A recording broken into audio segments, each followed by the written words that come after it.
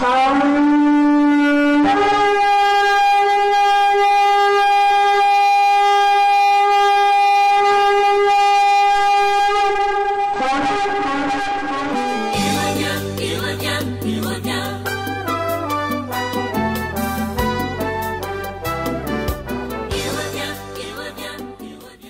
ministère de la réconciliation. 2 Corinthiens 5.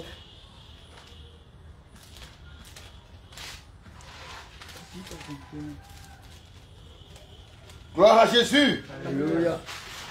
On commence d'abord par le verset 17.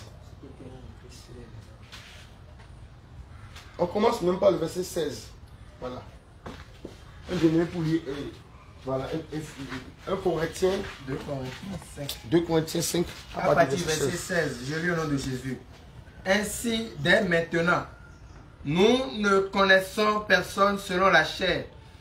Et si nous avons connu Christ selon la chair, maintenant nous ne le connaissons plus de cette manière. Si quelqu'un est en Christ, il est une nouvelle créature. Les choses anciennes sont passées. Voici toutes choses devenues nouvelles. Et tout cela vient de Dieu, qui nous a réconciliés avec lui par Christ, et qui nous a donné le ministère de la réconciliation. Car Dieu était en Christ, réconciliant le monde avec lui-même, en n'imputant point aux hommes leurs offenses. Et il a mis en nous la parole de la réconciliation. Nous faisons donc les fonctions d'ambassadeurs pour Christ, comme si Dieu exhortait par nous. Nous vous en supplions au nom de Christ.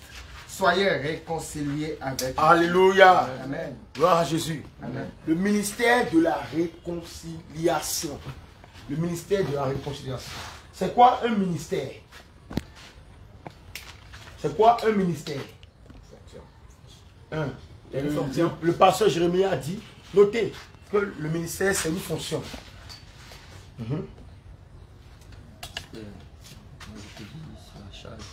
Une charge. Une charge. Une charge qui est liée à une fonction. C'est bien bon. C'est ce que je veux. Mais on ne va pas utiliser charge, effacer charge ici. Dans ce sens, on va concernant le type de ministère dont il s'agit.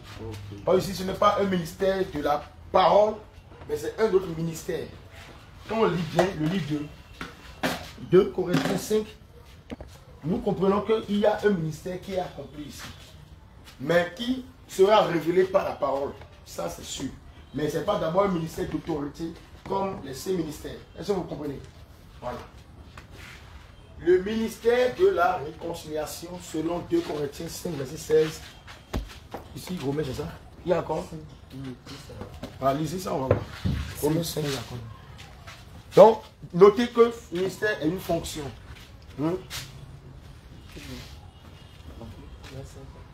Romains 5, lisez-nous, Romains. Ah bah, il dit, car si, lorsque nous étions ennemis, nous avons été réconciliés avec Dieu par la mort de son Fils, et à plus forte raison, étant réconciliés, serons-nous sauvés par sa vie. Et non seulement cela, mais encore, nous nous glorifions en Dieu par notre Seigneur Jésus-Christ, par qui maintenant nous avons obtenu la réconciliation. Alléluia. Donc, nous allons comprendre un à un. Nous venons de comprendre, premièrement, que le ministère ici, le ministère d'abord, c'est une fonction. C'est une fonction, le ministère. Et ici, il s'agit d'un ministère de réconciliation. C'est quoi la réconciliation? La réconciliation. En quelques mots, qui peut nous dire réconciliation?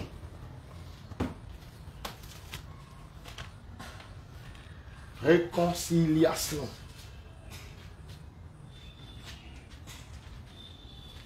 Non, dites ce que vous avez comme inspiration. Nous sommes à un moment de méditation. Ce n'est pas un mot très dur, c'est très simple. La réconciliation, c'est ça, vous voulez comprendre. C'est ça. Mais dites ce que vous avez. Là, on va utiliser les mots pour les expliquer. Réconciliation.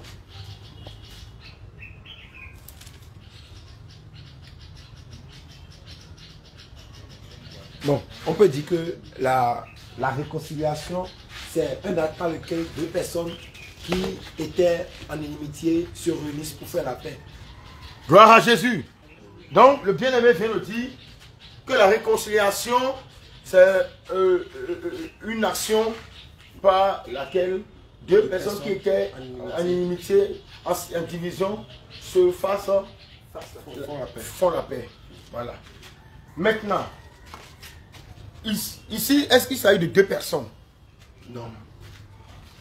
Ici, il s'agit de combien de personnes? Dieu et les hommes. Dieu et les hommes. Oui. Donc, nous allons faire quoi? Nous allons faire réconciliation.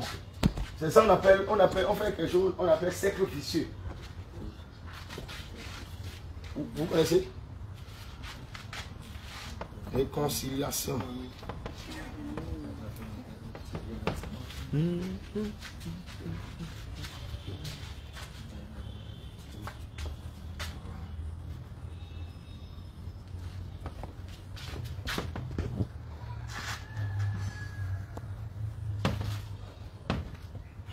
Je fais, c'est pas ça, je dis pas ça que je dis pas que c'est ça que je fais. J'essaie de faire un cercle simplement.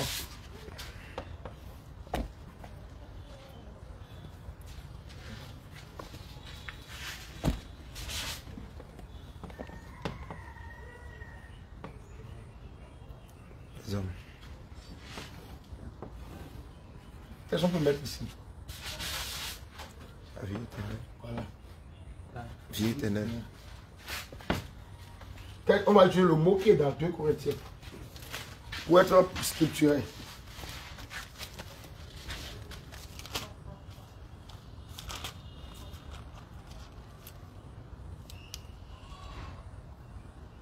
Il y a, avant le ministère de la réconciliation, il y a le ministère de la condamnation. Est-ce que vous comprenez?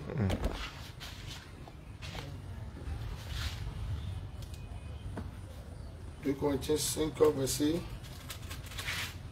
Voilà.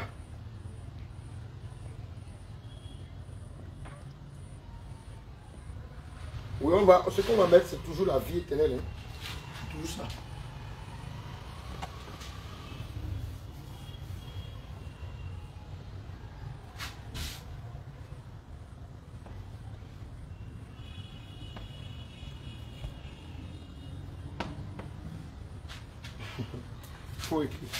Faut écrire éternel là-bas.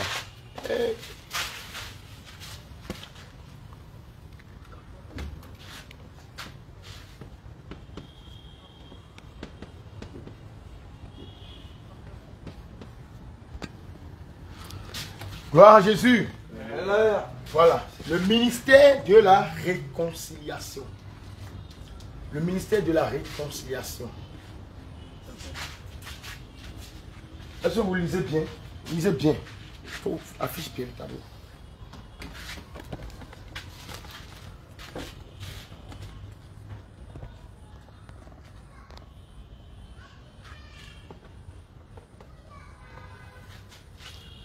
Nous avons compris qu'à cause du péché, l'homme était privé de la gloire de Dieu.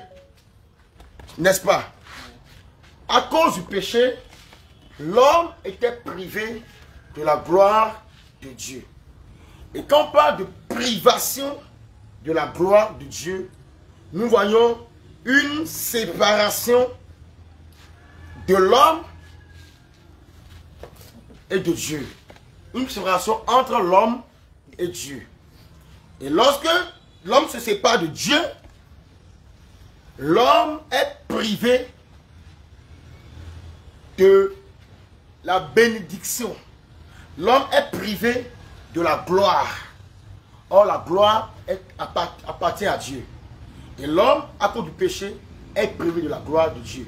Et cette gloire, nous avons dit que c'est l'éternité. Parce que Dieu a mis dans l'homme la pensée de l'éternité.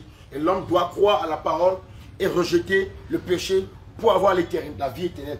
Mais, à cause du péché, qu'est-ce qui s'est passé? L'homme a perdu la gloire de Dieu. L'homme s'est séparé de la gloire de Dieu. Et à cause du péché, Dieu a instauré un ministère. D'abord, qui devrait accomplit une justification pour l'homme. Et ce ministère, c'est un ministère qui œuvre par la loi de Moïse. C'est ça le passage du péché. Avant la réconciliation, il y a un ministère qui est le ministère de la lettre, de la loi. Par qui? Par lequel plutôt Dieu avait pris des dispositions législatives afin de ramener une jurisprudence, une justice à l'homme si l'homme observe la loi. C'est pourquoi la Bible dit dans le livre de Romains 5, nous allons quitter Romains 5 et revenir à 2 Corinthiens 4. Romains 5, le verset 12.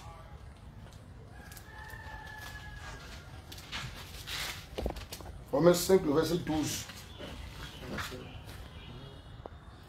Oh oui, Romains 5, 12. Romains 5, 12. Je lis au nom de Jésus.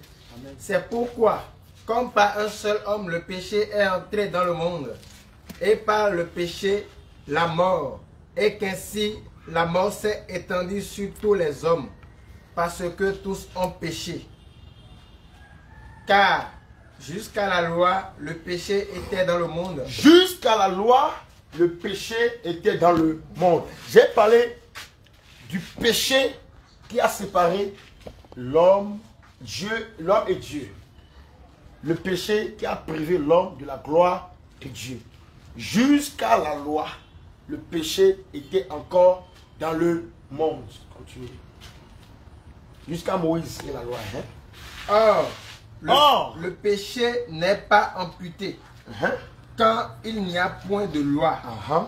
Cependant, la mort a régné depuis Adam jusqu'à Moïse, même sur ceux qui n'avaient pas péché par une transgression semblable à celle d'Adam. Ce qui veut dire que tous ont péché, sont privés de la gloire de Dieu.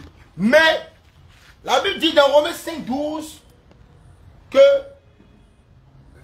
c'est à cause du péché d'un seul homme que la mort, c'est à cause d'un seul homme que le péché est dans le monde. Et à cause de ce péché, la mort s'est étendue sur les habitants. Et le péché a envahi la terre. Ce n'est pas parce que l'autre a péché simplement, mais c'est à cause du péché adamique que le péché, la semence du péché, s'est introduit sur la terre. Et par ce seul homme, le péché est entré dans le monde. Et ce péché entraînant la perdition. Lequel est la figure de celui qui devait venir. Mais il n'en est pas du don gratuit comme de l'offense. Car si par l'offense d'un seul, il en est beaucoup qui sont morts, à plus forte raison la grâce de Dieu. Donc, même après la loi de Moïse, cette loi ne réussissait pas à justifier les pécheurs. Et c'était un ministère de la lettre, des lois réglementaires, littéraires, qui devaient justifier. Mais nous comprenons que la mort a régné quand même jusqu'à Moïse. Ce qui nous dit que Moïse étant la fin de la loi. Non, plutôt Jésus-Christ étant la fin de la loi de Moïse. Parce que la Bible dit dans Jean 1, le verset 17, que la loi a été donnée par Moïse. Mais la grâce et la vérité ont été données par Jésus-Christ. Donc la loi régnait après le péché. La loi de Moïse a régné jusqu'à un temps. Et Jésus-Christ est venu accomplir cette loi, les figures de cette loi, les hommes de cette loi, en annulant la condamnation de la loi, en annulant le sacerdoce lévitique dans son application et en restaurant la loi pour donner sa doctrine. Et c'est la loi spirituelle de Jésus-Christ. Mais ce ministère de la lettre ne pouvait pas accomplir la justification, ce salut, afin que les hommes puissent se réconcilier avec Dieu. Oui. À plus forte raison, la grâce de Dieu et le don. La grâce de Dieu est le don gratuit de Dieu. venant d'un seul homme, Jésus-Christ, venant de Jésus-Christ, oui, ont-ils été abondamment répandus sur beaucoup. Beaucoup ont reçu la grâce de Dieu. C'est pourquoi la Bible dit dans Tite 2, verset 11, car la grâce de Dieu a été source de salut pour les hommes. Oui. Et il n'en est pas du don comme de ce qui est arrivé par un seul qui a péché. Car c'est après une seule offense que le jugement est devenu condamnation. Tandis que le don gratuit devient justification. Alléluia. Après plusieurs offenses. À cause de l'offense d'un seul homme, le jugement est devenu une condamnation. Ça montre que le péché a amené la condamnation. Et la loi ne pouvait pas régler ce problème parce qu'elle est aussi venue avec des lois de condamnation. Condamnation plus condamnation, mais où? Condamnation. Ça, c'est la perdition. Et il dit aussi, c'est après il dit, tandis que le don gratuit devient justification après plusieurs offenses. Ce qui veut dire que la condamnation n'est pas venue ôter plusieurs offenses, ni une seule offense. Mais la justification est venue ôter toutes les offenses et ôter le joug de la condamnation. Ce qui veut dire qu'il y avait un ministère de condamnation lié à la désobéissance selon le péché adamique, la désobéissance de la loi. La condamnation était là. Et il y avait aussi le ministère de l'accusation porté par l'ennemi, portant tous ceux qui sont condamnés par la loi à être jugés pour la perdition. Ce n'est pas l'ennemi qui juge, mais la loi elle-même juge ceux qui sont coupables de transgression. Et or, est-ce que le ministère de la condamnation lié à la désobéissance de la loi peut conduire à la vie éternelle? Non.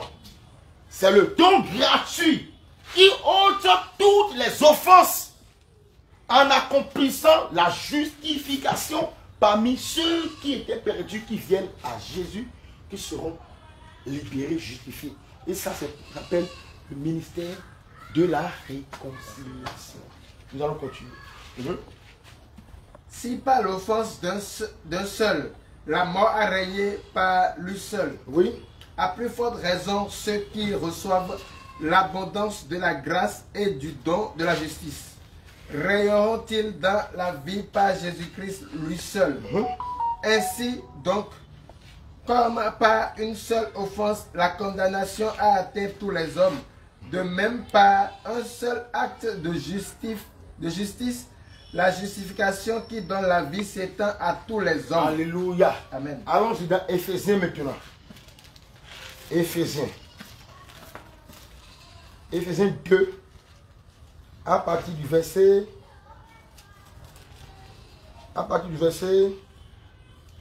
8. Lisez le verset 8. Quand vous lisez le verset 8, vous laissez le verset 9 et 10 et vous venez au verset 11. Voilà. Éphésiens 2, 8. Voilà. Voilà. Éphésiens 2, 8. Oui.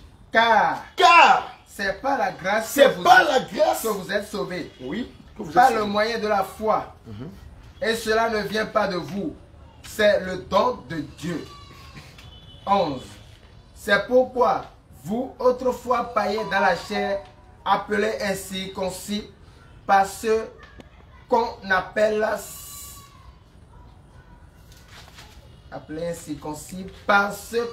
circoncis, et qui le sont en la chair par la main de l'homme. Je continue. Oui. Souvenez-vous que vous étiez en ce temps-là sans Christ, privés du droit de cité en Israël, étrangers aux alliances de la promesse, sans espérance et sans Dieu dans le monde. Mais maintenant, en Jésus-Christ... Maintenant, nous étions dans le monde. Il dit, nous étions incirconcis par ceux qui se disent circoncis selon la loi. C'est-à-dire, le salut est venu pour nous. Et qui le sont en la chair, c'est-à-dire, nous ne sommes pas en ce temps, nous n'étions même pas circoncis selon Christ. Et il y a ceux qui sont circoncis selon la loi qui accusent, qui condamnent ceux qui ne sont pas circoncis selon la loi. Mais Jésus-Christ est venu apporter une nouvelle circoncision, qui est la circoncision de l'esprit, du cœur et du déploiement du corps de la chair. Alléluia, continue. Mais maintenant, en Jésus-Christ, vous qui étiez jadis éloignés, vous avez été rapprochés par le sang de Christ. Alléluia. Amen. Rapprochement. Le rapprochement conduit à la réconciliation. Mais rapprochement. Autrefois, il y avait séparation. Il y avait division. Il y avait éloignement. Et il y avait condamnation. Et il y avait perdition. Et il y avait mort. Maintenant, il y a rapprochement. Là ici. Rapprochement.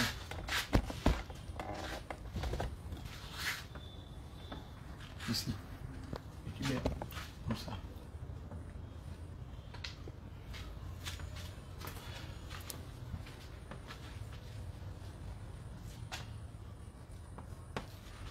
Gloire à Jésus. Rapprochement, oui. Nous sommes, pour les bien-aimés qui sont venus, qui sont maintenant venus en ligne, nous sommes toujours dans le décryptage. Et nous sommes actuellement sur le ministère de la réconciliation. Nous avions déjà compris le mystère de la piété. Nous avons compris le mystère caché de tout temps. Maintenant, nous sommes en train de comprendre le ministère de la réconciliation. Parce que le ministère de la piété et de tout temps ont apporté la réconciliation pour nous. Et cette réconciliation ne s'accomplit pas un ministère. C'est ça le ministère de la réconciliation. Et nous avons compris que pour réconciliation, il y a rapprochement. Parce que autrefois, l'homme, nous étions éloignés de Dieu. Nous étions éloignés de Christ. Maintenant, nous sommes rapprochés de nous les hommes qui nous sommes rapprochés maintenant de Dieu par Christ. C'est ça la réconciliation. Là, Jésus, on peut mieux faire comme ça. Mais on sait que en réalité c'est ça. Continue. Car il est notre Père. Lui est notre Père. Jésus-Christ. Alléluia. La Bible dit, et les paroles sont vraiment très claires. Il dit, nous qui étions jadis éloignés, il nous a rapprochés. Car, par le sang de Christ. Donc, on met ici sang. Pour mettre rapprochement. On met sang de Jésus. Voilà. Sang de Jésus. Entre parenthèses. Donc, le rapprochement qui facilite la réconciliation a été fait par le sang de Christ. Et c'est ce sang qui a été versé lors de l'immolation de l'agneau sur la croix. Jésus-Christ, l'agneau de Dieu qui ôte le péché du monde. Et c'est ce sang qui accorde la rémission des péchés, l'expiation des péchés, la rémission des péchés. Et ce n'est pas le prix de ce sang que nous avons la rédemption par Jésus-Christ de Nazareth. Et nous sommes devenus esclaves de Dieu, nous sommes devenus disciples de Jésus, nous sommes devenus serviteurs de Dieu, nous sommes devenus fils de Dieu par l'esprit d'adoption. Oui. Lui qui des deux n'en a fait qu'un et qui a renversé le mur de la séparation, l'inimitié, ayant anéanti. Il y avait un mur comme ça. On peut faire ça comme ça. Dieu ici. Dieu. Ou bien je fais ceci. Ceci c'est mieux. Dieu.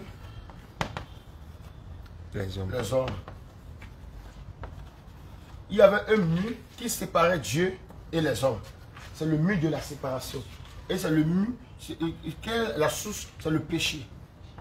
Non, dedans. Ça ici. Péché. C'est le péché. Le mur de la séparation entre l'homme, les hommes et Dieu. Maintenant, il fait quoi? Il a fait quoi? renversé le mur de Il a séparation. renversé le mur de séparation. Qui a renversé le mur de séparation? Jésus-Christ. Jésus-Christ. On fait comme ça. Vous comprenez? Oui, détruit. Il renverse, il détruit. Il est en train de détruire le mur de séparation.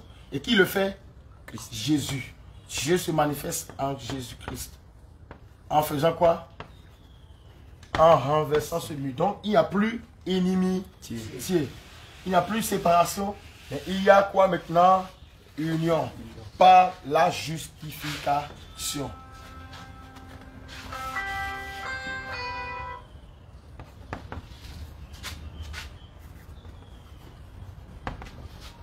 Justification. Maintenant, il y a la justification.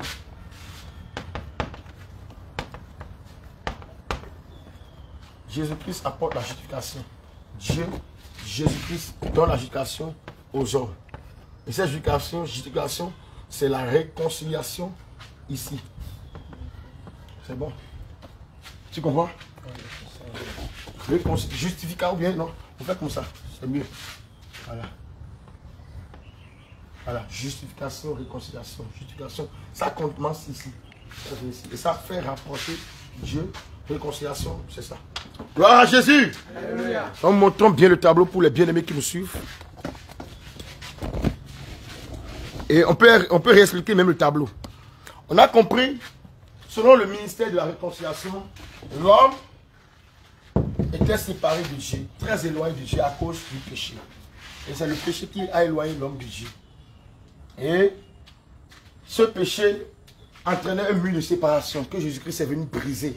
Et lorsque Jésus brise ce mur de séparation, il accorde la justification à l'homme en détruisant le ministère de la condamnation. Et lorsqu'il détruit ce ministère de la condamnation, il accorde la justification aux hommes. Et cette justification permet aux hommes d'être réconciliés avec Dieu. Et cela permet aux hommes de se rapprocher de Christ, qui est l'intermédiaire entre Dieu et les hommes. Christ qui est Dieu manifesté dans la chair, l'esprit dans le corps, l'esprit qui moint le corps. Et c'est par là que le sang de Christ intervient pour la rémission des péchés et pour la rédemption de l'homme. Et par là, l'homme ayant maintenant la liberté de se rapprocher de Christ, peut maintenant facilement entrer dans la vie éternelle. Gloire à Jésus. Donc, vous étiez sur le verset 14. Donc ça montre qu'il y avait une guerre une guerre de séparation. Parce que la Bible parle de la paix. Oui. Maintenant 15. Ayant anéanti par sa chair la loi des ordonnances, dans ses prescriptions, afin de créer en lui-même avec les deux un seul homme nouveau. Un seul homme nouveau. Hey, quel est cet homme nouveau? Alors qu'on comprend ça après. En établissant la paix et de les réconcilier l'un et l'autre en un seul corps avec Dieu par la croix, en détruisant par elle l'inimitié. Il est venu annoncer la paix à vous qui étiez loin et la paix à ceux qui étaient près, car par lui nous avons les uns et les autres accès auprès du Père dans un même esprit. Alléluia. Amen. Le ministère de la réconciliation nous permet de devenir un seul homme nouveau. Or, Christ est l'homme nouveau que nous revêtons lors du dépouillement des œuvres mortes pour le revêtement de la nouvelle, c'est-à-dire de l'homme nouveau. Christ est cet homme nouveau qui n'est pas l'homme ancien. L'homme ancien, c'était qui? L'homme Adam. Donc, par la réconciliation, nous recevons Christ, l'homme nouveau. Nous nous dépouillons de l'homme adamique et nous nous revêtons de l'homme nouveau. Et Christ est cet homme nouveau. Étant donné que nous nous dépouillons de cette vieille nature et formant un seul homme par le revêtement de Christ, nous sommes devenus tous un seul homme qui forme le corps de Christ. Et ce corps de Christ, c'est-à-dire le lien de la réconciliation qui marque notre alliance avec Dieu. Et cette alliance doit demeurer toujours. Par quoi? Par le mariage spirituel qui consiste en ce qui concerne et qui montre que nous sommes unis à Dieu par le Saint-Esprit. Et lorsque nous lisons le livre de 1 Corinthiens 6, la Bible nous dit clairement que nous sommes un seul esprit avec le Seigneur. Ce qui montre que avant nous étions séparés. Mais par le lien de l'amitié, par la perfection, l'amour, et par la réconciliation, par le rapprochement, nous formons un seul esprit, un seul corps avec le Seigneur. Et le ministère de la réconciliation nous permet de devenir une seule église, un seul corps, ayant un seul Seigneur. C'est ça qui est expliqué dans le livre de Éphésiens 4. Gloire à Jésus. Alléluia. Maintenant, nous devons comprendre qui accomplit ce ministère de la réconciliation. En retournant dans les Écritures, dans le verset, dans 2 Corinthiens 5. 2 Corinthiens 5. 2 Corinthiens 5. Voilà. J'avais parlé du ministère de la condamnation, n'est-ce pas? Si vous lisez bien, 2 Corinthiens 3, le verset, et verset, déjà même à partir du verset 2 Corinthiens 3, 1. 2 Corinthiens 3, 1 jusqu'au verset 18, même tous les chapitres de 2 Corinthiens 3, vous allez comprendre l'impuissance du ministère de la condamnation. C'était un ministère glorieux, mais qui figurait, qui annonçait le ministère de la réconciliation. Est-ce que vous comprenez? Mais le ministère de la réconciliation est plus glorieux, parce que c'est elle qui est dans ce ministère que Christ accomplit l'ombre, alléluia, des choses à venir. Alléluia. Parce que la loi était une exacte représentation, c'est-à-dire une figure pour les choses à venir. Mais Christ accomplit toutes choses et donne une nouvelle alliance. Alléluia. Amen. Donc, vous avez vu, même quand vous voyez verset 9, on parle, si le ministère de la condamnation a été glorieux, le ministère de la justice est de beaucoup supérieur en gloire, etc., etc., etc. Et c'est ce ministère de la justice qui est bien expliqué ici par la réconciliation que Dieu accorde aux hommes. Maintenant, il dit, dans le verset 18, et tout cela vient de Dieu. 2 Corinthiens 5, 18. Et tout cela vient de Dieu, qui nous a réconciliés avec lui par Christ, et qui nous a donné le ministère de la réconciliation. C'est-à-dire, le ministre par excellence qui accomplit le ministère de la réconciliation, c'est qui? Jésus-Christ. C'est Jésus-Christ. Acclamez Jésus. C'est Jésus qui accomplit le ministère de la réconciliation. C'est lui le ministère. C'est le ministre de la réconciliation. Maintenant, il a donné ce ministère. Il a d'abord accompli ce ministère pour nous.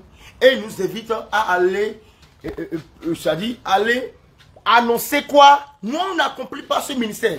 Nous, ce n'est pas nous qui accomplissons le ministère de la réconciliation. Ce n'est pas nous les croyants qui accomplissons ce ministère de la réconciliation.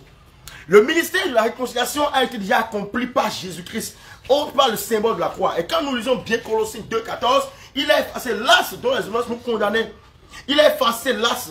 Il a fait quoi? Il a renversé les autorités, les princes de ce monde. Il a dépouillé les dominations et les a triomphé. Et a triomphé d'elle plutôt par la croix, etc., etc. Il a tout fait. Il a accompli le ministère de la réconciliation. Mais il nous invite à aller faire quoi? À annoncer la parole de la réconciliation. Et c'est la parole de la réconciliation qui était en Jésus. Lorsque Jésus était sur terre, par le mystère de la piété révélée, cette parole disait, répentez-vous, les temps sont finis. Et c'est là, j'aborde en même temps le dernier signe du temps de la fin. Le signe du temps de la fin, en réalité, c'est qui?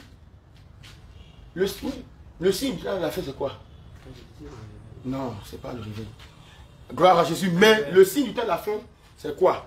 Le signe du temps de la fin, c'est d'abord le Christ. Je vais vous expliquer. Gloire à Jésus. Le réveil, c'est quoi? C'est dans une autre dimension. On peut dire que c'est un signe, un dernier signe aussi que Dieu donne pour l'enlèvement, tout ça, le retour de Jésus. Mais ici, nous parlons, quand on voit dans Matthieu 24, il y a plusieurs signes.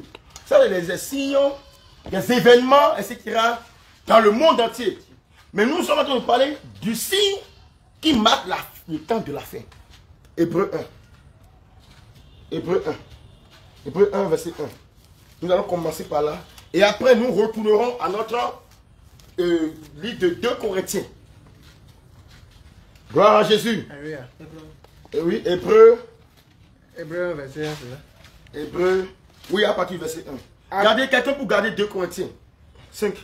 Voilà, Hébreu 1, verset 1. Après avoir autrefois, à plusieurs reprises et de plusieurs manières, parlé à nos pères par les prophètes, Dieu, dans ces derniers temps, nous a parlé par le Fils, qu'il a établi héritier de toutes choses, par lequel il a aussi créé le monde, et qui, étant le reflet de sa gloire, et bon. Après avoir autrefois plusieurs reprises et à plusieurs fois manière parler à nos pères par les prophètes, Dieu dans ces derniers temps, le signe du temps de la fin, nous a parlé par le Fils. Qui est le signe du temps de la fin? C'est le Fils. Le Fils de Dieu. Quand on dit ça, là, ça étonne beaucoup. Je me rappelle, voilà. Je me rappelle, il y a un jour, on m'avait désigné pour faire un enseignement quelque part. Et le jour là, la personne m'a donné, ça dit c'était, ils avaient déjà un programme, un séminaire. Et plusieurs hommes de Dieu, c'est le même thème, hein. Chaque prédicateur vient donner l'enseignement sur le même thème, etc. Et le thème c'était, quel est le signe du temps de la fin? Est-ce que vous comprenez? Donc quand on m'a invité, les gens pensent que moi je vais prendre Matthieu 24 pour commencer par décrypter. Il y aura, c'était les signes habituels qu'on a l'habitude de donner là. Les guerres. Voilà, les bruits de guerre. Et les maladies par-ci. Une nation célèbre la condamnation. Ces signes, c'est des signes effectifs, c'est réel. Mais il faut qu'on creuse en profondeur le vrai signe du temps de la fin. Parce que, quel est le signe qui a commencé par interpeller les hommes pour l'urgence du temps de la fin? Ce n'est pas d'abord les bruits de guerre, non. Ça, c'est des choses qui doivent venir. Ça doit venir. Mais il y a un signe d'abord. Il s'attendait à ce que je commence par ouvrir Apocalypse, tout ça, à expliquer tout ça. Mais le jour là, le Seigneur m'a conduit à révéler le vrai signe du temps de la fin. Et quand j'ai fini, ils étaient étonnés tous. Alors ils m'ont dit, eux s'attendaient à l'autre, mais ils ont compris maintenant le vrai signe. Et le vrai signe qui doit conduire l'homme à la repentance est le Christ, le Fils de Dieu, qui est le signe du temps de la fin. Quand on dit les bruits de guerre, mais les païens voient toujours ça, mais est-ce qu'ils se sont repentis? Mais ça interpelle l'homme de l'urgence de la fin des temps. Mais quel est le vrai signe par lequel Dieu invite les hommes à se réconcilier avec Dieu? Parce que le signe du temps de la fin doit inviter les hommes à se réconcilier avec Dieu. Parce que les temps sont finis. À faire la paix avec Dieu. Nous venons de dire, dans les derniers temps, Dieu a parlé par le Fils. C'est le signe du temps de la fin. Et le Fils, c'est le Christ qui réconcilie tout homme pécheur perdu à lui. Maintenant, allons-y, lis Matthieu 4, le verset 17. Matthieu 4, le verset 17.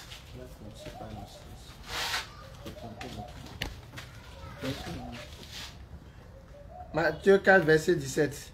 Dès ce moment, Jésus commença à prêcher et à dire, répentez-vous, car le royaume des cieux est proche. Comme il marchait le long de la mer de Galilée, il vit 2 frères, Simon, appelé Pierre, et André, son frère, qui jetaient un filet dans la mer, car ils étaient pêcheurs. Il leur dit, suivez-moi, et je vous ferai pêcheurs d'hommes. Aussitôt, il laissait les filets et le suivit. Gloire à Jésus. Alléluia. Matthieu 4, le verset 17. Vous-même, vous pouvez donner des versets sur ce signe du temps de la fin. Il y a plusieurs versets même. Le signe majeur du temps de la fin qui pousse les hommes à la repentance, c'est le Christ. Il faut que nous voyons ce signe, le Christ venu à la première venue de Jésus-Christ, annonçant déjà la seconde venue. Et c'est la repentance. C'est pourquoi quand on lit bien le livre de 2 Pierre 3, verset 9, la Bible dit quoi? Dieu ne tarde pas de dans l'accomplissement de sa promesse. Quelle est la promesse? C'est la vie.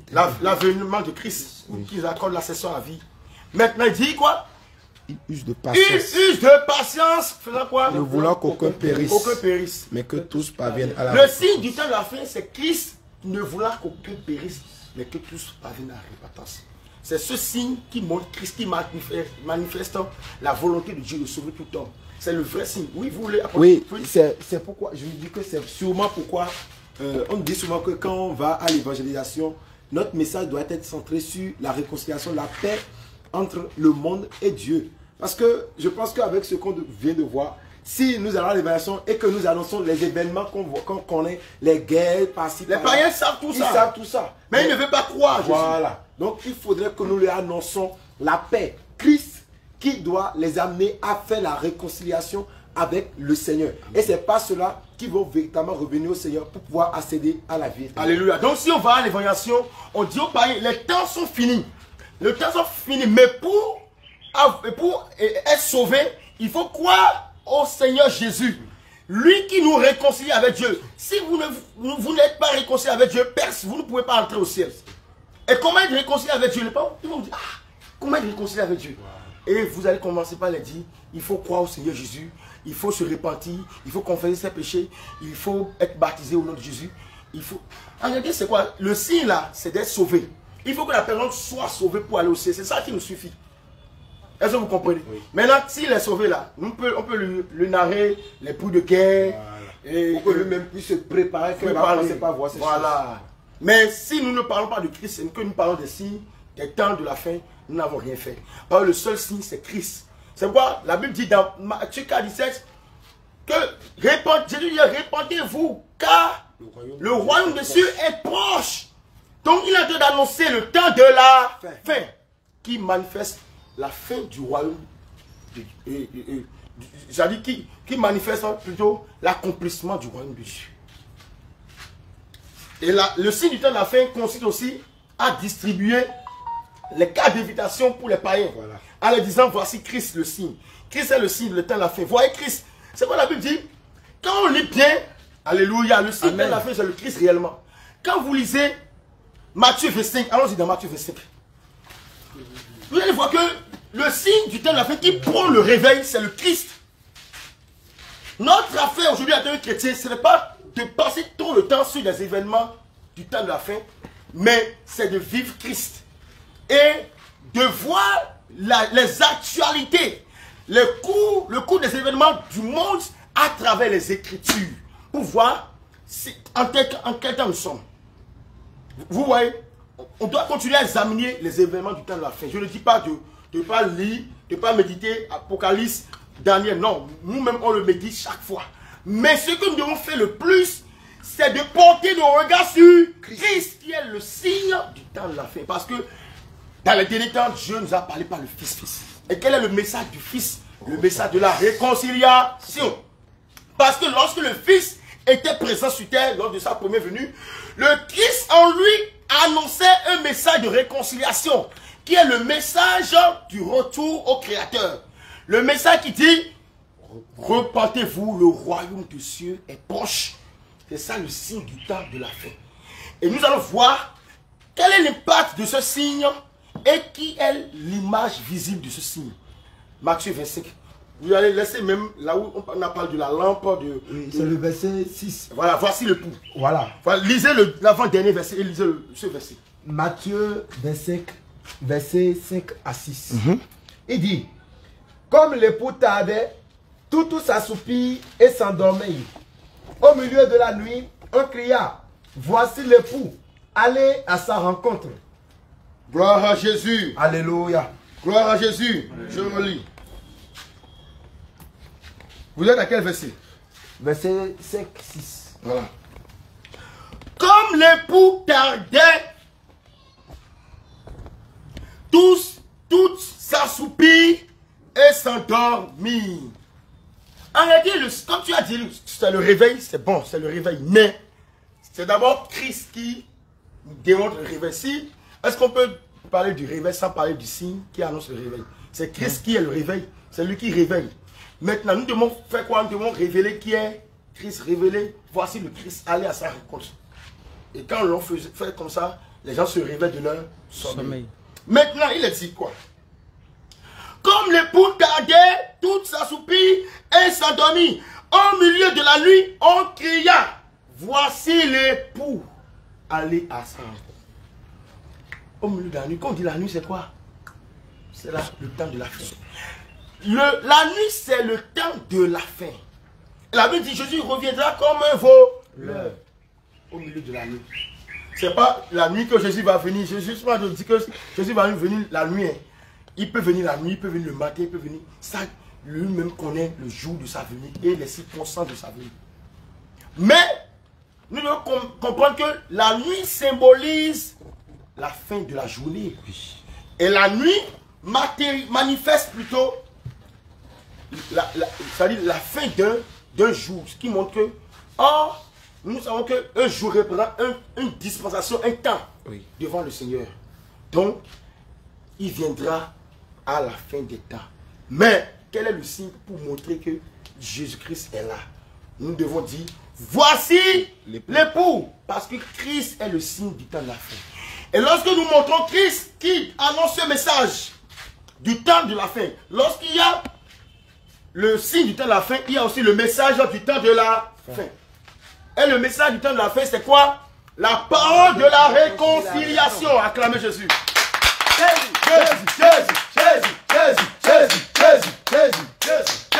Gloire à Jésus. Alléluia. Le message du temps de la fin, c'est la parole de la réconciliation. C'est ça le message du temps de la fin.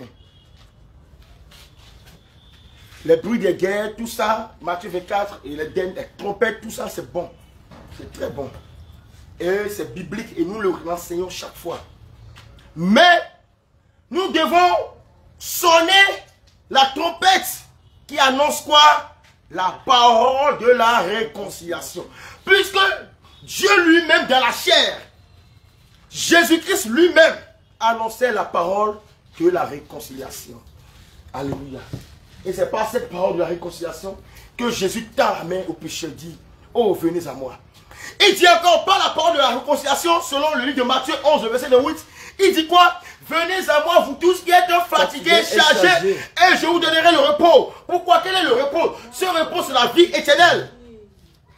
Oh, pour avoir ce repos de la vie éternelle, il faut d'abord recevoir Christ qui donne ce repos. Donc Christ est le signe du temps de la fin, permettant à nous d'être sauvés au temps de la fin pour le ciel.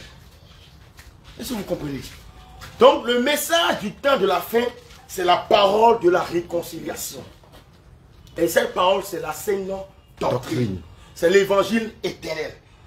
C'est l'évangile éternel. C'est la doctrine de la piété.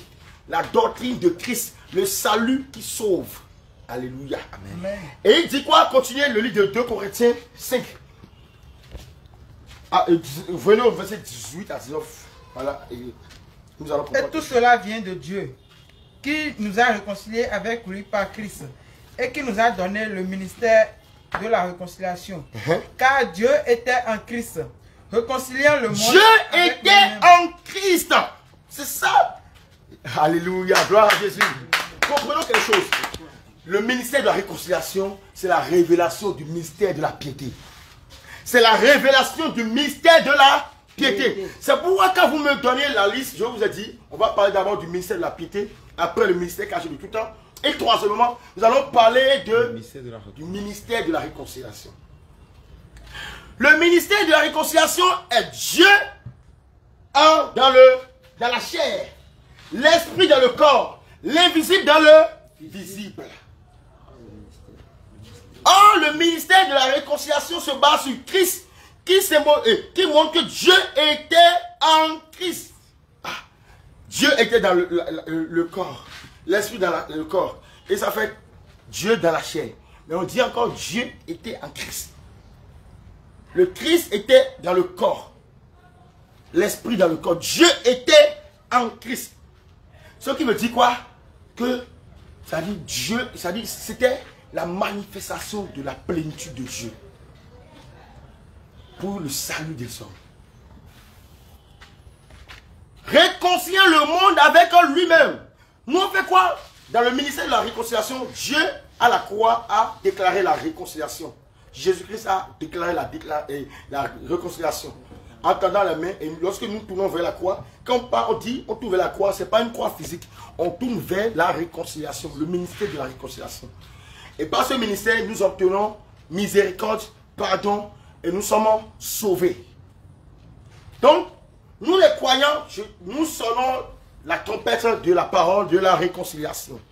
Et c'est Dieu qui réconcilie. Il en parle même dans le verset 20. Il a expliqué. Oui. Continue.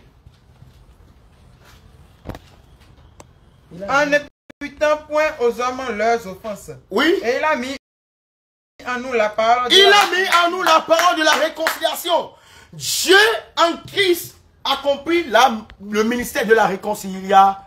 Mais il a mis en nous les croyants la parole de la réconciliation. Ce qui veut dire que Christ est d'abord le signe du temps de la fin, accomplissant un ministère de la réconciliation par la croix, invitant plutôt les hommes à la réconciliation, en les accordant une miséricorde, le pardon des péchés, et en nous étant donné que nous sommes sauvés, il fait de nous ambassadeurs prônant et annonçant le message de la réconciliation. Nous savons que la parole de la réconciliation est donc le message du temps de la fin. Il n'y a plus aucun autre message. Ceux qui vous disent que je suis le messager du temps de la fin, je suis le dernier temps, et ils ne vous annoncent pas le message de la réconciliation, ils ne sont pas les derniers messagers. Tout dernier messager doit annoncer la parole de la réconciliation. Et la parole de la réconciliation est la sainte doctrine de Jésus. Et l'évangile éternel. Et la parole de Dieu qui s'est manifestée en chair. Ce qui veut dire que si quelqu'un vous dit qu'il est le dernier messager, il doit annoncer quoi? La parole de la réconciliation. Il doit présenter le Christ. Si quelqu'un vient à vous et ne présente pas le Christ, il vous apporte un autre évangile. C'est pourquoi la Bible dit, si quelqu'un nous apporte un autre évangile, il soit anathème. Autre que celui que nous avons reçu, qu'il soit anathème. Parce que l'évangile que nous avons reçu n'a pas pour un temps donné. C'est-à-dire l'évangile n'est pas pour une dispensation. On va dire que, lorsque Jésus était à la croix, et les apôtres ont fini avec l'évangile. C'est eux qui ont annoncé l'évangile. Donc on ne va plus annoncer l'évangile aujourd'hui. Donc on va dire, je suis venu avec mon message. Moi, mon message, c'est les 7 trompettes. L'autre va venir, moi, mon message, c'est les 7 sceaux. Un autre va venir et dire, moi, mon message, c'est les 7 étoiles. Un autre va venir et il va dire, mon message, c'est les 7 chandeliers. Un autre va venir et dire, mon message, moi, je suis venu parler uniquement de la grande tribulation. L'autre va venir, moi, c'est le dépouillement que moi j'ai reçu. Moi, je vais prêcher uniquement le dépouillement. Un autre va venir et va dire, moi, j'ai reçu le ministère de sanctification. Je ne prêche que la sanctification. L'autre va venir et dire, moi, je dénonce seulement la Trinité. Un autre va dire, moi, je prêche uniquement la dignité de Jésus. Ça ne marche pas. C'est pas ça la parole de la réconciliation. La parole de la réconciliation est la sainte doctrine. C'est la parole de Dieu 100% non diluée. La parole non diluée. C'est ça le ministère de la réconciliation. Donc si quelqu'un vient vous annoncer, je suis le dernier prophète, je suis le dernier apôtre, je suis le dernier évangéliste, et s'il ne présente pas Christ, il n'est pas de Dieu. Ne l'accepte pas. Est-ce que vous comprenez? Christ, c'est la sainte doctrine. Christ, c'est la parole de la réconciliation manifestée en chair que nous devons annoncer.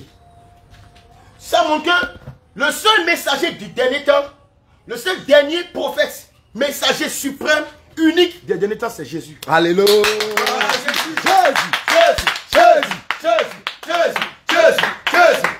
C'est pourquoi la Bible dit quoi?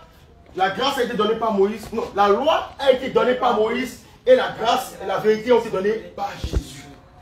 Ce qui montre que c'est Jésus qui est le dernier. Donc il n'y a pas un autre dernier message à part Jésus. Si nous allons au terrain, le seul message que nous devons prêcher, c'est Jésus. Et aucun autre message ne peut venir après. Pourquoi je dis Jésus? La parole de Dieu, tout ce que la sainte doctrine dit, c'est le message de la réconciliation. Quand nous disons aux gens de sortir de la voie lâche, nous sommes en train d'annoncer la réconciliation. Tant que vous n'avez pas quitté le système de la voie lâche, vous n'êtes pas encore réconcilié avec Dieu. Tant que vous n'êtes pas dans la sainte doctrine, même si tu es dans une église qui pratique 99,99% de la sainte doctrine, tu n'es pas encore dans la vérité. Tu n'es pas encore réconcilié avec Dieu. Non. Le message de la réconciliation est un message 100%. Ça doit être basé sur tous les éléments de la sainte doctrine. Le message de la réconciliation n'est pas un message où on choisit un élément de la sainte doctrine, on dit nous, chez nous, on prêche le dépouillement, uniquement le dépouillement. Mais nous, on peut célébrer l'anniversaire. Et ça c'est possible avec le Seigneur Jésus. Vous allez voir dans des églises où on célèbre les anniversaires. Et l'on dit, et ces églises disent qu'ils enseignent la sainte doctrine. Non, toi qui es dans une église où on célèbre les anniversaires, j'aimerais te dire que cette église n'est pas dans la sainte doctrine de Jésus. Une église où l'on célèbre Noël, on célèbre le 1er janvier. Une église où l'on célèbre la nouvelle année, même si c'est en janvier, d'autres qui célèbrent en mars, en janvier, en décembre, en septembre, cette église n'est pas dans la sainte doctrine de Jésus. Toute église où l'on vous dit que janvier, c'est la nouvelle année. Septembre, c'est la nouvelle année. Octobre, c'est la nouvelle année. Avril, c'est la nouvelle année. Cette église n'est pas dans la sainte doctrine de Jésus. Est-ce que vous me comprenez? Parce que la Bible dit dans le livre de Colossiens 2, verset 16, que personne ne vous juge au sujet du manger, du boire, au sujet des fêtes, des nouvelles lunes, des sabbats. Car ces choses sont l'ombre des choses à venir, dont la réalité, le corps est en Christ. On a dit que le corps est Dieu manifesté en chair. C'est la parole de Dieu qui est Dieu qui s'est manifesté en Christ pour le ministère de la réconciliation. Donc, toutes ces choses qui sont les fêtes lévitiques, tout ça est accompli en Jésus. Nous n'avons plus à célébrer la Pâque juive aujourd'hui dans la Nouvelle Alliance. Nous n'avons plus à célébrer la fête de moisson aujourd'hui dans la Nouvelle Alliance. Nous n'avons plus à célébrer la fête de Pentecôte aujourd'hui dans la Nouvelle Alliance. Nous n'avons plus à célébrer la fête des tabernacles, des prémices, des trompettes, tout cela. Pourquoi? Parce que Christ est l'accomplissement de toute la loi. Donc, d'autres vont dire, ah, selon le calendrier biblique, d'autres vont dire quoi? Que c'est juin qui est leur première nouvelle année. Mais quelle est la nouvelle année des chrétiens? Qui peut me dire la nouvelle année des chrétiens? Alléluia. Bien, il faut allons dans la sainte doctrine. La Bible entière révèle, ça dit, la volonté de Dieu. Mais si vous n'allez pas dans la sainte doctrine, pourquoi? La Bible parle des Écritures, mais la Bible parle aussi de la sainte doctrine. Les Juifs sont les Écritures pensant avoir la vie en elles. Or, les Écritures rendent témoin de Jésus. Et la Bible dit dans le livre de Apocalypse 19 que le témoignage de Jésus, c'est l'esprit de la prophétie. Ça montre que toute prophétie qui vient aujourd'hui, qui confond le témoignage de Jésus, qui dit autre chose que Jésus, qui annonce un autre Jésus, n'est pas de Dieu. Ce qui veut dire que la sainte doctrine entière, la parole de la réconciliation, c'est Jésus-Christ. Alléluia. Amen. Oui. Qui veut me dire cette année? Il a une seule année pour les croyants. Et la Bible dit avec verset à l'appui. Ici, nous ne comptons pas les jours. C'est-à-dire, janvier n'est pas la nouvelle année pour les chrétiens. Février n'est pas la nouvelle année. Mars n'est pas la nouvelle année. Avril n'est pas la nouvelle année. Jusqu'à décembre, aucun de ces mois n'est la nouvelle année. Parce que ce calendrier, c'est le calendrier terrestre. Nous ne pouvons pas observer le calendrier terrestre dans notre culte à Dieu dans la nouvelle alliance. Parce que dans la nouvelle alliance, Dieu d'abord a tissé une alliance pour nous permettre d'entrer dans une nouvelle année. Ce n'est pas janvier qui est notre nouvelle année comme nous voyons dans la voie aujourd'hui. Ce n'est pas octobre qui est notre nouvelle année. Les vrais croyants de la Sainte Doctrine connaissent leur nouvelle année d'abord sur cette terre avant d'entrer dans une année éternelle, c'est-à-dire entrer dans l'éternité. Alors quelle est cette nouvelle année? Gloire à Jésus. Qui veut me répondre? Oui, je commence par le pasteur Jérémie d'abord avant l'évangéliste. C'est l'année de la grâce. C'est l'année de la grâce. L'année de la grâce. Oui, selon lui. Et quelle est cette année de la grâce? Et l'année de la grâce, verset. Bon, c'est Matthieu, Luc, même Luc. Que l'Esprit du Seigneur s'ouvre. Allons d'abord dans la prophétie. Ésaïe. Et après on entre dans l'accomplissement. Ésaïe. Parce que si nous ne disons pas les choses conformément à la sainte doctrine, beaucoup vont s'égarer pensant servir Dieu. Et ils sont de servir le judaïsme. Or, nous ne sommes pas sauvés à cause des préceptes du judaïsme. Nous sommes sauvés à cause de la parole de la réconciliation qui est la sainte doctrine que nous annonçons. Et la parole de la réconciliation a été annoncée pour une nouvelle année. Et cette nouvelle année n'est pas une année terrestre. Je vois aujourd'hui beaucoup citent des années terrestres. Ah, nous sommes les croyants, nous devons célébrer cette nouvelle année parce que nous, etc. Ça, ce n'est pas conforme à la sainte doctrine. Ce n'est pas conforme. Discernez les temps, discernez les enseignements. Si vous recevez un enseignement qui n'est pas la parole de la réconciliation, qui n'est pas la sainte doctrine de Jésus, sachez que cela, c'est un enseignement dilué. C'est un enseignement qui vous conduit à la mort. De la même manière que le ministère de la condamnation n'a pas apporté la vie pour quiconque. Gloire à Jésus. Ésaïe 61, verset 1 à 2. Ésaïe 61, verset 1 à 2. Voilà. Quelqu'un me garde l'accomplissement. Et nous allons comprendre, décortiquer cette année. La vraie année que nous, les chrétiens, nous devons connaître, dans laquelle se manifeste Christ, dans laquelle nous annonçons le message de la réconciliation. La seule année qui tend vers sa fin, et qui, dont sa fin marquera la fin de l'ère du salut sur la terre, en attendant les 7 années. Gloire à Jésus. Oui. La prophétie, c'est Ésaïe 61, 1 à 2. L'accomplissement, c'est dans Luc 4, verset 16 à 21. Voilà, lis-nous la prophétie. Et tu expliques la prophétie. L'Esprit du Seigneur, l'Éternel, est sur moi.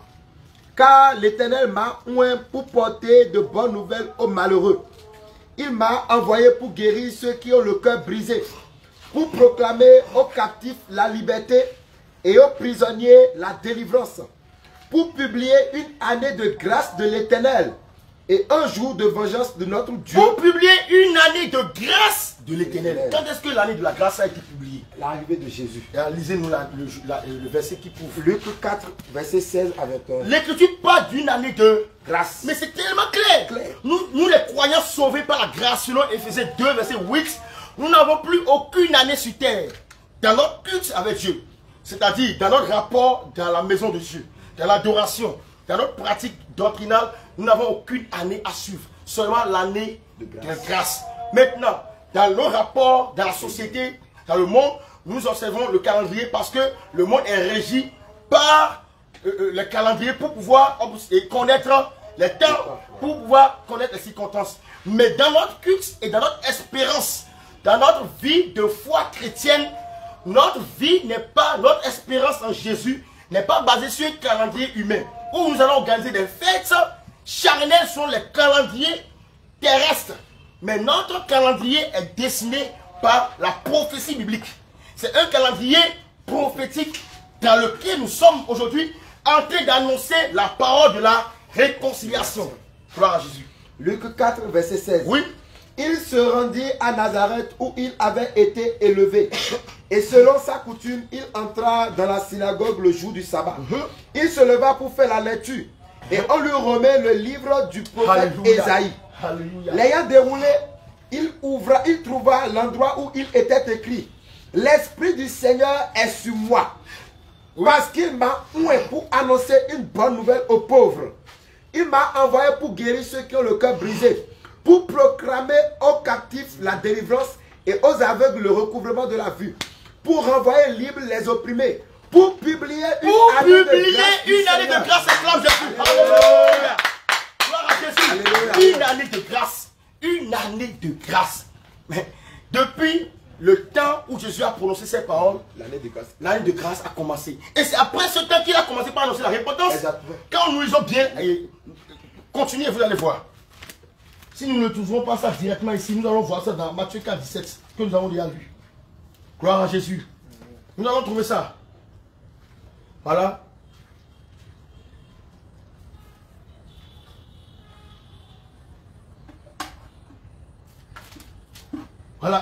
Voilà, voilà. Alors, nous pouvons trouver ça directement dans Matthieu. Oui. Matthieu, puisque ici, il est parti enseigner ailleurs. Oui. Voilà. C'est pourquoi il faut que nous parcourons tout, c'est-à-dire les évangiles, pour pouvoir compléter nos informations. Oui. Dès ce moment, oui. Matthieu 4, verset 17, dès ce moment, Jésus commença. Dès le moment après qu'il fut tenté dans le désert, et après qu'il a annoncé la parole de l'écriture prophétique de Ésaïe. Est-ce que vous comprenez? Il a fait quoi? Il commença à prêcher et à dire. Jésus commençait à prêcher et à dire: répentez-vous. Répentez-vous. Car le royaume des cieux est proche. Pourquoi? Parce que l'année de la grâce est le début d'une nouvelle ère de salut pour les hommes, où Dieu change l'ancien sacerdoce lévitique qui était imparfaite dans son œuvre, en donnant maintenant une opportunité à l'homme de participer au sacerdoce royal. Et ceux qui croient en Jésus-Christ aujourd'hui sont des de Dieu par le Saint-Esprit, leur permettant d'obtenir les promesses liées à la nouvelle alliance. Ces promesses qui d'abord étaient une figure selon la publication des lois de Moïse, qui aujourd'hui leur pratique dans la chair ne pouvait jamais justifier l'homme, puisque cela était imparfait. Aujourd'hui, dans la nouvelle alliance, nous sommes aujourd'hui dans l'année de la grâce. Et nous sommes toujours dans l'année de la grâce là. Est-ce que l'on peut trouver un jour pour célébrer? Venez. Est-ce qu'on peut trouver un jour unique pour célébrer Jésus dans l'année de la grâce? Impossible. Pourquoi? Parce que la parole de Dieu ne nous a pas signifié quel jour a marqué le début, quel jour fils a marqué le début de l'année de la grâce. Nous n'avons aucune information. Mais nous, tout ce que nous savons, c'est que quand Jésus-Christ est venu, l'année de la grâce a démarré. A démarré d'abord par une publication. Oui. Mais ça prend effet lorsque le Saint-Esprit était descendu pour former l'Église. Oui. Donc nous comprenons déjà par là que nous ne pouvons pas choisir un jour pour dire que nous sommes en train de célébrer l'année de la grâce. Or, tous les jours sont les jours de la grâce. Depuis que nous sommes libérés de la loi, nous sommes dans la grâce. Et nous vivons la grâce tous les jours. Donc, dans la grâce, si toi tu prends un jour pour dire, ah aujourd'hui c'est ma journée de grâce, tu es en train de faire Dieu est menteur. Parce que Dieu t'a donné la grâce pour une année illimitée. Tu ne connais même pas la fin de cette année. Pourquoi il dit, nul ne connaît le temps? Voilà, nous ne connaissons ni le jour ni l'heure de la fin de l'année de la grâce. Personne ne connaît ni le jour ni l'heure de la fin de l'année de la grâce. Mais nous connaissons les circonstances de son début, qui est d'abord la publication officielle par Jésus dans Luc 4. Le jour que l'année de la grâce prend effet dans l'église, lorsque le Saint-Esprit était descendu en formant l'église lui-même, nous voyons comment l'église a été formée par le Saint-Esprit. Jusqu'à nos jours, nous sommes dans l'année de la grâce. Donc, spirituellement, nous travaillons sous l'effet de l'esprit de la grâce et du sang de l'alliance. C'est pourquoi dans Hébreu, cherchez-moi Hébreu, c'est dans Hébreu 10, cherchez-moi le verset qui dit, de quel puis châtiment sera rendu digne celui qui aura outragé le sang de l'alliance et l'esprit de la grâce par lequel il a été sauvé, scellé. Gloire à Jésus. Hébreu 10, venons, lisez. Celui qui aujourd'hui choisit un jour dans l'année de la grâce pour dire qu'il célèbre Jésus est en train de faire quoi? Dans l'erreur. Oui. Pourquoi? Parce que célébration veut dire quoi? Célébration veut dire adoration. Célébrer Jésus, c'est l'adorer, c'est le louer. Honorer Jésus, c'est de l'élever, c'est de le vénérer, toujours. Alléluia. Donc, lorsque nous avons Jésus dans l'année de la grâce, nous sommes en train de célébrer tous les jours. Donc, l'année de la grâce n'est pas une année où il y a des jours, Chanel, où on dit aujourd'hui c'est mardi, demain c'est non. C'est une année spirituelle, une dispensation. L'année de la grâce, c'est la dispensation de la grâce. Lisez-nous. Nous allons voir le châtiment qui sera sur ceux qui rejettent l'œuvre de la grâce, ceux qui renient l'alliance de la grâce, le sang de l'agneau, ceux qui pratiquent le judaïsme de la grâce, ceux qui pratiquent le catholicisme, c'est-à-dire les religions païennes dans la grâce, ceux qui apportent le feu étranger dans la grâce, ceux qui veulent amener le peuple sous un joug étranger. Voici le châtiment qui se reposera sur. Oui, lisez le verset. Car si nous péchons volontairement. De quel pire châtiment? De quel pire châtiment pensez-vous que sera jugé digne celui qui aura foulé au pied le Fils de l'homme, le Fils de Dieu, qui aura tenu pour profane le sang de l'alliance par lequel il a été sanctifié et qui aura outragé l'esprit de la grâce? Car nous connaissons celui qui a dit, à moi la vengeance, à moi la rétribution. Et encore, le Seigneur jugera son peuple. C'est une chose terrible que de tomber entre les mains du Dieu vivant. Gloire à Jésus. Prions, levons-nous et prions aussi pour ceux qui outragent l'esprit de la grâce. Ceux qui ne comprennent pas la nouvelle année de la grâce. Ceux qui veulent définir eux-mêmes leur propre année script, c'est-à-dire littérale, selon la chair, et vivre l'adoration charnelle. Nous prions pour eux, pour que le Seigneur les conduise à entrer dans les Écritures, à aller lire ce que les Écritures disent par rapport à la nouvelle année, qui n'est pas une année terrestre, une année littérale, qui est une année spirituelle, la dispensation de la grâce, dans laquelle Dieu nous conduit à annoncer la parole de la réconciliation. Gloire à Jésus. Je me demande ceux qui célèbrent les fêtes de l'année de la grâce là, quelle est la parole de la réconciliation? Quelle parole ils annoncent? Ils n'annoncent aucune parole. Nous annonçons la parole de la réconciliation qui a été donnée par Jésus, accomplie à la croix par Jésus, à l'ère de la grâce. Et l'ère de la grâce, nous devons le comprendre, c'est la nouvelle année. Prions pour eux, pour que le Seigneur se révèle à eux, afin qu'ils annoncent la parole de la réconciliation, afin qu'ils annoncent le Christ, afin qu'ils disent, voici le Christ, voici l'époux qui arrive, voici l'époux qui arrive, afin qu'ils aillent annoncer l'évangile. Seigneur, je prie pour les philosophes, je prie pour les théologiens, je prie pour ceux qui sont ignorants, qui sont sous le joug, oui, de l'ignorance, et qui annoncent un autre évangile, qui annoncent une nouvelle année, qui est une année terrestre, qui prépare, oui, les âmes pour la perdition. Nous prions pour eux. Seigneur, ramène-les à la vérité. Que ton esprit convainc ceux-là, afin qu'ils cessent de blasphémer l'esprit de la grâce, afin qu'ils cessent de diffamer l'esprit de la grâce et revenir, afin qu'ils cessent de tordre les Écritures, afin qu'ils cessent de dire des choses que tu ne les as pas révélées. Saint-Esprit de Dieu, révèle cette portée doctrinale, révèle cette portée doctrinale de la compréhension de la parole. Si que l'orgueil qui se manifeste en eux soit brisé, afin qu'ils s'humilient pour comprendre la parole de Dieu, afin qu'ils s'humilient maintenant pour comprendre le Christ. Seigneur, reçois la gloire, reçois l'honneur, que ton nom soit magnifié, glorifié, que ton nom soit élevé. Au nom de Jésus, nous avons prié. Amen. Gloire à Jésus. Donc nous comprenons par là qu'il y a un seul signe du temps de la fin. Et qui est le signe? Jésus. Jésus-Christ est le signe du temps de la fin. Ce qui veut dire que si quelqu'un attend Jésus, il sait que les temps sont réellement finis. Parce que selon Hébreux 1.1, Jésus est le Fils de Dieu, est celui par qui Dieu a annoncé sa parole dans les derniers temps. Et lui-même l'a annoncé dans Matthieu 4.17, dans les derniers temps, où il dit, les jours sont, répandez-vous, car le royaume des cieux est proche. Et nous, selon le signe du temps de la fin qui est Christ, nous annonçons un message unique qui est le message du temps de la fin. Et ce message n'est pas le message des derniers prophètes majeurs qui disent, c'est moi le dernier prophète, c'est moi le dernier évangéliste, c'est moi le dernier docteur. Non. Il y a un seul message. Et Christ est le dernier messager qui nous envoie comme annonciateur, messager, ambassadeur pour aller annoncer la parole de la réconciliation. Et lorsque nous annonçons la parole de réconciliation et que les temps seront accomplis et que selon Dieu, l'année de grâce ira et à finalité, le mystère de Dieu va s'accomplir et la trompette sonnera.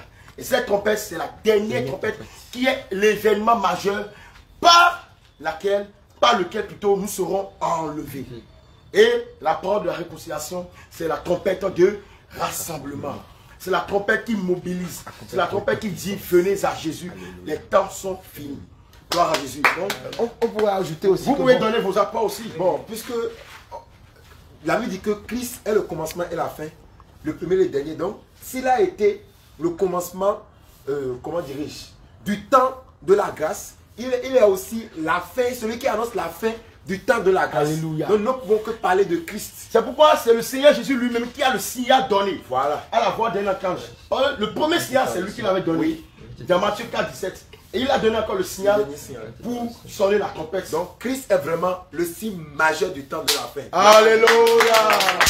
Gloire à Jésus. Alléluia.